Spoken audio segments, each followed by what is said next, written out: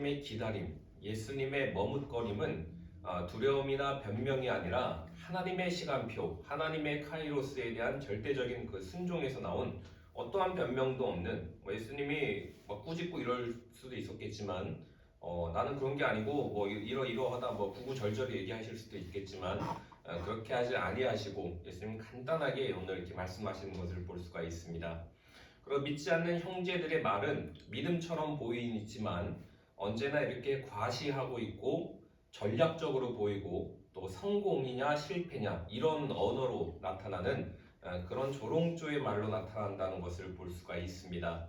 그래서 우리 주변에서 우리의 믿음을 조롱하는 것들, 저도 참 부모님의 믿음을 많이 이렇게 어렸을 때는 뭐 조롱은 아니지만 어쨌거나 좀 뭐지 이런 게 많았는데 그렇게 믿지 않을 때는 어쨌든 믿음처럼 가장해서 또 신앙의 언어로 이렇게 과시나 전략이나 성공의 언어로 드러날 때가 있다라는 겁니다. 그리고 예수님께서는 너희 때는 여러 번이 있을 것이다 앞으로 그렇게 항상 열려 있고 너희는 조급할 필요가 없고 그러나 하나님의 때는 자신에게 주어진 것은 정확하고 그 기회가 매우 드물다는 것을 말해주고 있습니다. 그래서 우리 인생에서 여러 번의 성공의 기회가 있을 수 있습니다. 그러나 하나님의 때, 하나님이 이루시고자 하는 그 때는 매우 드물고 그 때를 이루기 위해서는 우리가 적극적으로 뭘 한다라기보다는 이렇게 기다리고 인내하고 믿음으로 기다리는 자세가 필요하다라는 거겠습니다. 또 네 번째로 보면은 예수님이 세상이 예수님을 미워하는 이유는 이 기적을 일으킬 때가 아니고 바로 진리가 드러났을 때였다라는 겁니다. 그래서 이 기적이라는 것은 사실 다 반깁니다. 모든 사람이. 그러나 진리는 뭐 촛불을 하나 들고 이렇게 뭐 악은 진리를 거짓은 진리를 이길 수 없다. 뭐 이런 표어를 외친다고 구호를 외친다고 그렇게 되는 게 아니고 사실은 진리와 진실을 인간이 얼마나 미워하는지를 오늘 말씀에서 보여주고 있습니다. 그래서 7장 7절 말씀에 보면 세상이 너희를 미워하지 아니하되 나를 미워하나니 이는 내가 세상의 일들을 악하다고 증언함이라고 말씀하시면서 이 진리가 어둠에 비춰질 때에 이 어둠이 즐겨하고 이것을 고마웠게 여기는 것이 아니고 오히려 진리를 미워하고 이 빛을 저주하고 빛으로부터 벗어나려고 발악을 한다는 것을 우리가 볼 수 있다라는 겁니다. 어쨌거나 성경 전체는 이 하나님의 때, 카이로스가 인간의 때를 이렇게 넘어서 인간의 역사를 주도해가는 이야기라고 우리가 볼 수가 있겠습니다.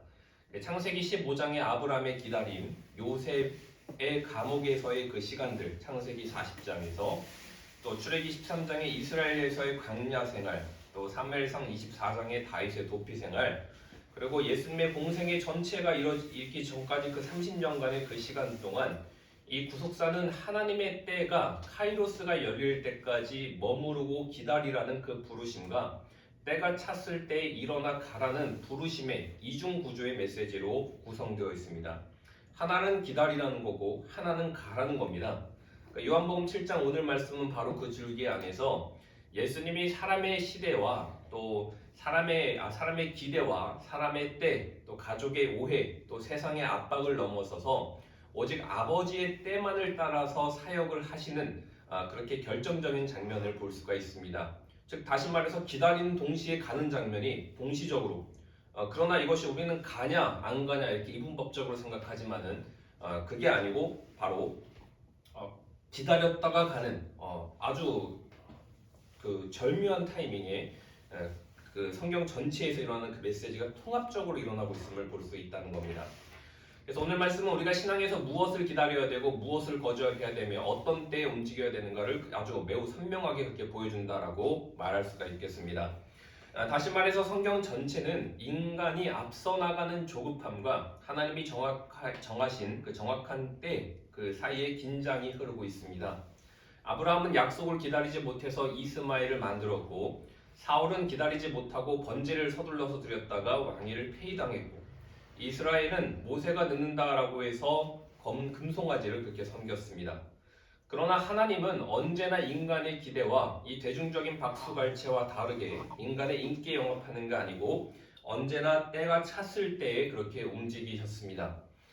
예수님 역시도 하나님을 따라서 그 기적과 명절과 또 사람들의 요구와 기대와 명성, 명예가 아닌 오직 아버지의 카이로스만을 따라서 사역하였음을 보여주고 있습니다.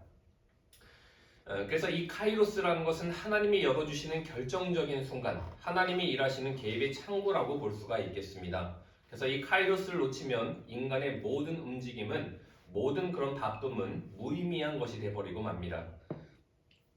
또 두 번째로 이 세상의 신앙에 대한 믿음에 대한 미움은 이 어떤 감정적인 차원이 아니고 그 존재 자체에 대한 불편함, 진리에 대한 본능적인 저항이다라는 겁니다. 그래서 진리가 밝혀지면은 그렇게 어둠은 반드시 그렇게 진리, 빛을 미워하고 진리를 거부하는 것을 볼 수가 있습니다. 그래서 예수님은 유대인들이 자신을 본능적으로 죽이려고 하는 그런 상황에서 유대로 가지 아니었습니다. 그러나 그것은 두려움 때문이 아니라 아버지의 때가 아직 열리지 않았기 때문이다라고 분명히 말씀하십니다. 십자가는 사람이 만드는 그런 위기 속에서 발생하는 사건이 아니고 하나님이 여시는 정확한 시간에만 열리는 그런 구속사적인 문이다라는 겁니다. 그래서 예수님은 위협을 회피한 것이 아니고 바로 카이로스를 지켜낸 겁니다. 얼마나 조롱이 심했겠습니까? 너 두려워서 그러는 거 아니냐? 형이 동생들을 얘기니까 형은 두려워서 그러는 거 아니냐? 형이 되게 큰 소리 뻥뻥 치더니 아무것도 못하지 않느냐? 근데 그것이 아니었다는 겁니다. 그래서 우리가 맞이하는 그런 막힘과 지연들은 이런 무능이 아니고 바로 하나님이 우리의 시간표를 붙들고 계신 표지일 수가 있습니다. 뭘 해도 안 되고 이리로 가도 막히고 저리로 가도 막히고 이 사람에게 가도 답이 없고 저 사람에게 가도 답이 없다. 뭘 해도 안 되는 그 시간 동안 우리는 거기서 발버둥 치는 것이 아니고 하나님께서 내게 뜻하신 것이 무엇인가? 하나님의 때는 무엇인가? 하나님의 주권적인 역사는 무엇인가를 질문해야 될 때라고 말할 수가 있겠습니다. 그 하나님이 열지 않으신 문을 억지로 열기보다는 하나님이 열어주실 때까지 믿음으로 기다리는 그런 자세가 필요하면 그런 사람이 참된 그런 신앙적 강자라는 겁니다. 그래서 카이로스를 지키는 그 기다림이 바로 신앙적 최고의 지혜라고 볼 수가 있겠습니다. 형제들은 오늘 말씀에서 보면 예수님께 자신을 드러내라, 유대로 올라가라 그렇게 말합니다. 겉으로 보기에는 믿음이 있어 보이고 전략적이고 선교적으로 들리지만 성경은 그 말의 근원을 단호히 그렇게 폭로하고 있습니다. 그 형제들도 예수를 믿지 않았기 때문이다라고 말하고 있는 것입니다. 그래서 믿음이 없는 사람은 결국 그 사역조차도 자기 노출이고 자기 과시의 구조로 그렇게 이해하고 드러나게 되어 있습니다. 그래서 이들의 조언은 하나님의 나라가 아니라 철저히 세상의 성공적인 패턴을 따른다라는 것을 볼 수가 있습니다. 그러니까 아무리 거룩한 말로 포장을 해도 결국 믿음이 없는 자의 말은, 신앙적 말은 남을 조롱하고 자기 영향력의 확장을 꿈꾸고 하나님의 큰 무대보다는 하나님의 그 순종의 깊이보다는 그냥 얕은 물가에서 팬심에 따라서 팬층을 늘리고 또 인간의 기대의 박수와 갈채를 따라서 그렇게 살아가는 인생, 그런 것들, 피상적인 일들밖에 할 수가 없고 오히려 하나님의 일을 방해하는 그런 역할을 하게 된다라는 겁니다. 그래서 참으로 믿는 자는 자식이 자신의 무대를 찾는 것이 아니고 바로 하나님이 계신 그런 낮은 자리, 하나님의 일을 이루기 위해서 그렇게 일을 해 나간다라는 것을 볼 수가 있다라는 겁니다. 그리고 마지막으로 보면 예수님은 형제들에게 너희 때는 아무 때나 준비되어 있다고 그렇게 말씀하십니다. 즉 인간에게는 사실 언제나 계속되어서 하나님의 무한한 은혜 가운데서 지금이 기회다 그렇게 움직일 수가 있습니다. 그러나 예수님의 그 기준은 기회가 아니고 카이로스, 하나님이 여시는 바로 그 하나의 때에 맞춰서 이루어지고 있음을 볼 수가 있습니다. 그러니까 카이로스 없이 움직이면 아무리 열심히 가도 길을 잃고 그 길은 허망해질 수밖에 없다는 겁니다. 그래서 때를 기다리는 것, 때를 맞출 수 있는 것은 오직 믿음 하나이고 이 믿음은 눈앞의 문을 여는 것이 아니고 하나님이 열 수 있는, 하나님이 여시는 그 바로 문을 기다리는 것임을 우리가 볼 수가 있습니다. 그래서 때가 맞지 않으면 최선으로 하는 것도 실패가 되고 때가 맞으면 작은 것도 100배, 1000배, 10,000배로 그렇게 불려지는 역사를 볼 수가 있습니다. 아멘. 네, 그래서 하나님의 때는 늘 늦어 보이지만은 결국 가장 빠르고 정확하며 완전합니다. 그래서 이 기다림은 손해가 아니고 하나님의 준비와 하나님의 은혜가 풍성해지는 시간이라고 말할 수가 있겠습니다.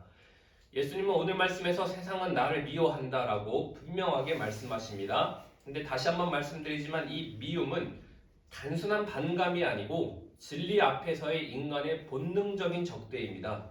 그래서 우리는 시간이 지나면 진실은 밝혀진다. 진리가 나타나면 진리 앞에서 모두가 무릎을 꿇고 나도 하나님 한 번만 나타나 주시면 내 인생이 변할 텐데 하지만은 예수님은 정반대로 증언하고 있습니다. 예수님은 그 진리와 하나님의 존재와 하나님의 그 진실, 하나님의 빛이 이 세상이 악하다는 것을 증언하고 내가 악하다는 것을 증언하고 그게 공식적으로 이미 이 마르티레오 완전히 그냥 하늘에서 확언된 그 말을 그렇게 폭로하고 계시기 때문에 그렇습니다. 그래서 세상은 종교를 용납합니다. 전통을 용납하고 전통을 즐기고 절기와 그러한 종교적 예식을 사랑합니다. 그러나 인간이 절대 하지 못하는 것은 진리를 용납하는 것입니다.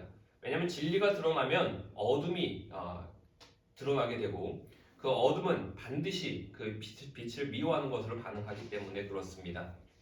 그래서 우리가 진실한 신앙 안에서 경험하는 미움과 거절의 경험은 그것은 간단합니다. 어둠이 빛에 비춰졌기 때문에 그렇습니다. 그 세상과 부딪히지 않는 신앙은 이미 세상과 타협한 신앙일 수 있음을 우리가 기억해야 되겠습니다. 그래서 진리를 말할 때 반발이 일어난다면 그것은 실패가 아니고 증언의 흔적임을 우리가 볼 수가 있습니다. 예수님은 5,000명을 먹이신 직후에 제자들이 폭풍이 기다리는 길로 그렇게 보내셨습니다. 그래서 엄청난 기적 이후에 그 이후에 제자들에게 찾아온 것은 엄청난 또 다른 폭풍이었습니다. 그래서 기적은 감탄을 자아내고 그런 엄청난 그런 군중들을 만들어내지만 예수님은 오직 폭풍 하나만이 믿음을 만들어낸다는 것을 아셨습니다. 그래서 지금 교회는 우리가 문제가 생기면 해결하려고 귀신을 내어 쫓고 병을 고치고 기도해 줄게요 이게 아니고 병을 고치고 또 귀신을 내어 쫓고 사람을 살리고 이런 게 싸우는 것이 아니고 마치 문제가 있어도 문제가 없는 것처럼 보이게 만드는 데만 그렇게 집중하고 정신승리, 상처는 덮고 아픔은 감추고 겉으로 멀쩡해 보이는 성도들, 문제없어 보이는 교회만 만들려고 그렇게 만들려고 노력을 합니다. 그러니까 놀랍게도 많은 크리스천들이 어떤 스님한테 가서 나는 크리스천 부디스트다라고 하면서 그분은 종교적 색채가 워낙 없으니까 가가지고 자기의 아픔들, 자기 가정사들 다 내려놓고 하나하나 물어보고 상담을 하는 모습들을 우리 시대가 바로 목도하고 있습니다.